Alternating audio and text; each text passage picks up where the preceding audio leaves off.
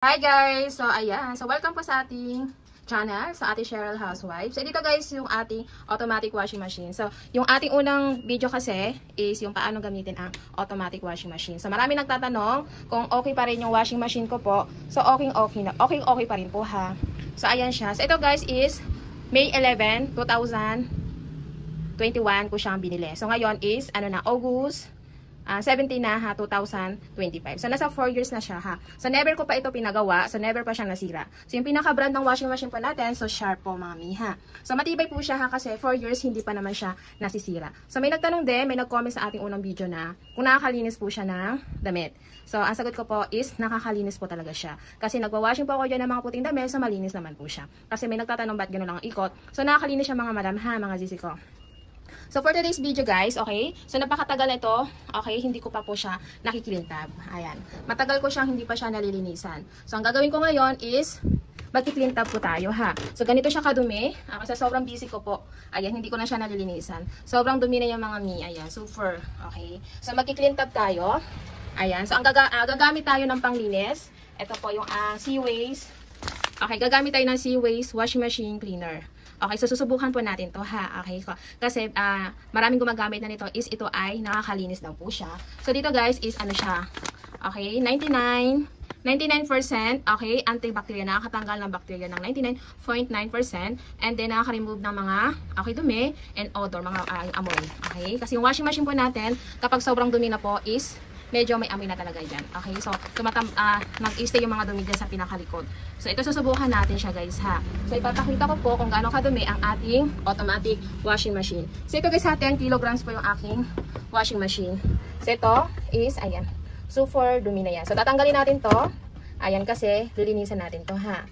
Tapos, itong ating pinaka-filter. Ayan, super dumi. Ayan. Tingnan nyo mga super talaga. Okay. So, kasi, tinatamad ako maglinis. So, ngayon, sinipag lang. So, ilang buwan ko na itong hindi nalinisin. Sa totoo lang, dapat, every month po is naglilinis ng washing machine. Ayan siya guys, oh, nagtambak na. Ayan. Sobrang dumi ng ating automatic washing machine. So, dito guys ha, okay, so gagamit tayo ng Seaways. Yung iba kasi, ino-open yung pinaka-tab. So, gagamit lang tayo ng Seaways po ha. So, siya na yung mag-clean sa pinaka-loob. Okay. So, next natin, kapag kayo is maglilinis, yung pinaka-filter dito, tatanggalin nyo din. Ha? Wait lang. Naka-open. Tatanggalin nyo din yung ating pinaka-filter dito. Kasi lilinisin din natin yung pinaka-loob po niyan. Ayan. Tanggalin lang natin to. Ha? Wait, tatanggal ko. Kuha lang ako ng panungkwet. Ayan, gamit tayo ng tsane para matanggal. Ala. Ayan. So, ayan guys. Napakadumi po. Ayan. So, sobrang tagal. Okay. So, bali siguro mga 5 months itong hindi ko siya nalinisan. Ayan siya. So, kasi kailangan linisan natin yung pinakaloob din yan. Gamit ako guys ng Sondrox Color Safe. Okay, so ito, para po mabilis ang paglinis natin. Maganda kasi din yung Color Safe na Sondrox po ha. Kasi mabula, mabango, nakakatanggal din ang dumi. Ayan, gamit tayo niya para mas mabilis. Ayan guys, malinis na po yung ating pinaka-filter ha. Pero mamaya, ilalagay pa ako yung isa pang filter. So, lilinisan ko pa kasi siya. So, ngayon, so ito, ilagay muna natin to. Yung pinaka-hose. Tanong din sa ating unang video guys ha, o sa ginawa nating video, kung kailangan daw naka-on lang yung gripo kapag ginamit yung automatic washing machine. Okay, yung sagot ko guys, opo, kailangan naka-on lang. Okay, dapat naka-on lang yung pinaka-gripo natin. Papatayin nyo lang yung gripo pag tapos na po kayo gumamit ng washing machine. Okay, kailangan naka-on lang. Kasi, ang magpo-program lang po yung washing machine po. Siya na po mag-stop. Kusa na po mag-stop, hindi po siya tutulo kapag magwa-wash na po siya. Okay? Kaya no need na po patayin ang gripo kapag ginagamit ang washing machine. Again, papatayin lang ang gripo pagkatapos nyo mag-washing. Yan guys, maglagay tayo nito ha ng ating Sondrox. Ito, kasi next natin, so pupunasan muna natin yung ating pinaka-washing machine. Lagyan natin ng Sondrox. Punasan muna natin ang ating washing machine. Ayan, namuuna yung mga libag-libag ng washing machine. Okay. So again, dapat po every month po, once a month. Ayan, once a month po maglilinis ng washing machine. So ito guys ha, punasan muna natin. Tanggalin muna natin yung mga, kasi pag magki-clean tab kasi sa bandang dito sa pinaka ibabaw na yan, hindi po siya may clean. Ang malilinisan lang is yung pinaka-loob po niya dito sa tab. Kaya kailangan mo itong punasan banda dito. Yan ang dumi. Ganyan kadumi ang ating washing machine kapag hindi nyo nilinisan.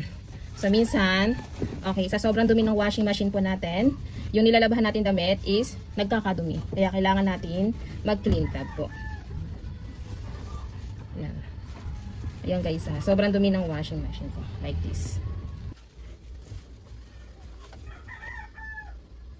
Ayan guys, sobrang dumi. Ayan. Kaya yung mga washing machine nyo dyan guys, so linisan nyo na po.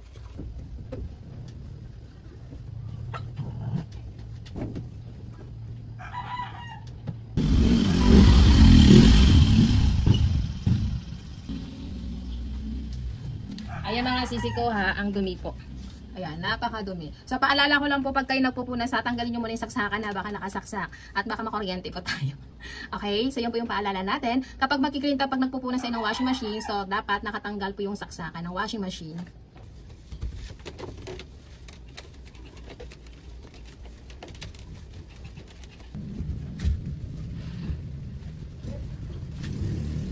Guys, okay, so napunasan ko na siya ha. Okay, sa labas. Ayan. So, pati sa loob. So, next natin, so magki-clean tab na po tayo. Kasi yung clean tab po talaga, pati kasi yung pinakalikuran niya, so malilinisan po siya. Okay, so start na tayo mag-clean tab. Again guys ha, gagamit tayo ng Seaways Washing Machine Cleaner. Dahil po first time natin gumamit ito at napakatagal ko din nalinisan ang aking washing machine. So, ito po, 3 sachet ang ating gagamitin. So, nakalagay po dyan sa ating kapag po first use, okay, long term, okay, so 3 packs. Pero kapag po naka-maintenance naman kayo or daily care, so 1 to 2 packs pwede nyong gamitin. So, ibubuhos lang natin to ha, mga Z's.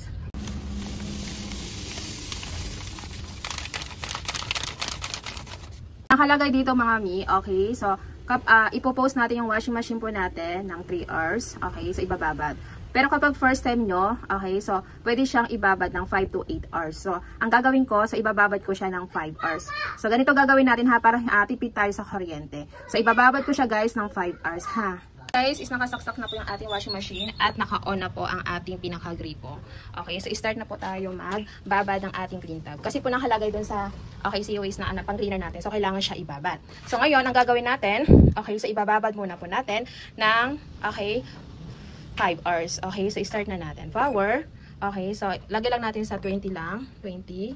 Okay, so lagay lang muna natin dito sa soft. Kasi ibababad lang po natin. So ipo-full po natin ha, water level. Kailangan naka-full yan. Kasi yung pinaka, okay, sa clean tab natin. Kailangan naka-full. So start na po natin. So ayan guys ha, so na-start na natin. So ayan. Okay, so nalalagyan na siya ng water. So antayin lang natin siya mapuno. Tapos ang gagawin ko is iwawash ko lang siya hanggang dito. 15 minutes. Hanggang 5 minutes.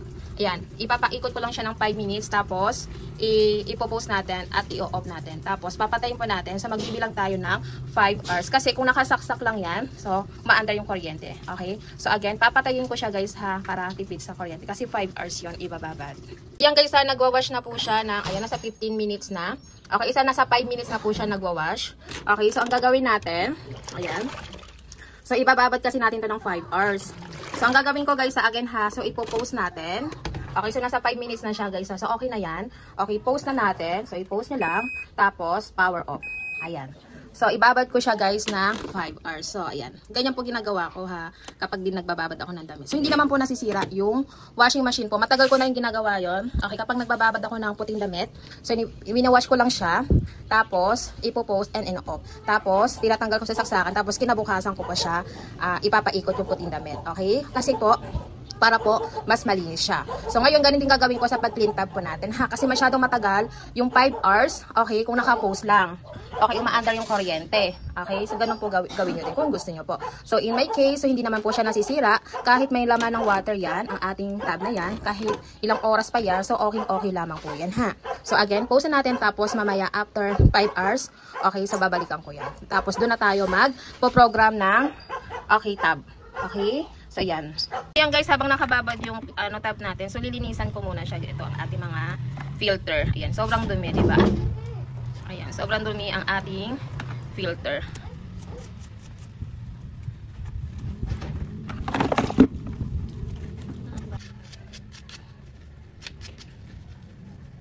Guys, nalinisan ko na ang filter, pati po yung lagyanan ng sabon, pati ng softener po ha. So, mamaya ko na to ilalagay kapag after na po mag-clean tab. Ayan guys, so nakababad na siya ng, ng 4 hours. Ginawa ko lang siya ng 4 hours, so hindi ko na ginawang 5 hours. Kasi pag na-clean tab pala tayo, okay, so magsusok pa rin siya ha. So ganito mag-start na tayo mag-clean tab po. Okay, so ayan, power lang. Tapos, punta lang tayo dito sa program. Punta natin sa, okay, sa tab. Ayan. So, naka-tab na yan mga miha. So, yung pinaka-program po natin is, nakalagay dyan is 6 hours. So, pwede siyang baguhin ha. Okay, baguhin natin sa pinaka-mababa. So, paano magbago? So, pindutin lang yung pinaka-wash. Ayan. So, nagbabago siya. Okay, yung pinaka-mababa is 2 hours lang ha. Ayan. Okay, kaya ginawa kong 4 hours yung kanina. So 2 hours po siya mag-clean tab po. Yung pinaka-ano niya is talagang meron siyang soak ha. Okay, 2 hours po siya mag-clean tab. Okay, magtatab. Okay, so meron siyang, ayan, rinse. Okay, and then 3 minutes na spin and dry. So start na po natin. So ayan siya. So hindi na siya maglalagay ng water ha, kasi nilagyan na natin siya kanina eh. So start na natin. So, ayan. So, nagsusok na lang yung mga miha. Magsusok ulit siya. Tapos, mamaya magwawash na lang siya. Ayan, guys. Update is 2 hours pa. Ayan. So, nakababad pa rin siya, guys, ng 2 hours, ha. Ayan. So, balikan ulit natin kapag magwawash na siya. Guys, so 59 minutes na lang ang ating aantayin. Okay? So, dyan po is nagsusok pa rin siya, ha. So, magwawash po yan ng 9 minutes. And then, magbabanlaw ng 2 beses, ha. Okay? So, mabilis na lang yan. Kaya kapag kayo is mag-clean tab, dapat morning. Kasi ako nag-start ako mga 1 or 2. Okay? So, talagang mahaba po ang pag-clean tab. Kasi binababad mo na talaga yung yung pinaka-powder sa loob, ha. So, hindi po basta-basta mag-clean tab. So, balik ulit tayo pag magwawash na. Update guys, so ayan, nagwawash na siya. So, 44 minutes na lang po ang aking aantayin. Ayan na siya mga min. So, hindi ko yan nilagyan ng powder. Yung lang ha, yung words lang ha, ang inilagay ko. Okay, wag kayo maglalagay ng, powder ha, detergent powder.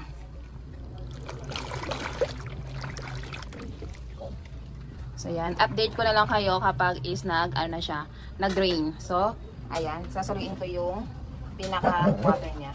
Para tingnan ko is, natanggal talaga yung dumi niya sa pinaka-loob.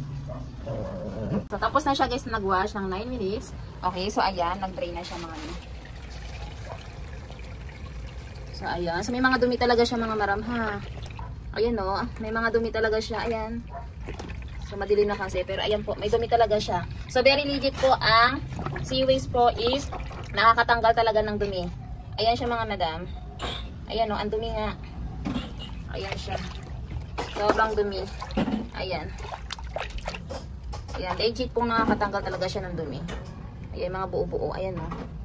Kita nyo mga madam. Ayan ha. So, nakakatanggal siya guys ng dumi. Ayan, marumi talaga. Kaya kailangan po natin mag-clean tab. So, try nyo na rin po yung okay, so nakaka-clean tab po talaga siya. Ayan yung mga dumi niya. Ayan. So, may madilim na pero nakikita pa rin. Ayan, kasi may flashlight tayo. Ayan again guys ha. So, try nyo na yan. Ayan, super sulit. Ayan. So, check out na tayo dyan guys ha. Nandiyan lang ang link sa ating description. Or nasa screen po. Makikita nyo lang po sa shop po na yan. Sa screen natin. I-click nyo lang yan. So, mapupunta sa Shopee. Ayan. So, don't forget, mag-apply kayo ng voucher para makaless tayo. Mura lang to mga miha.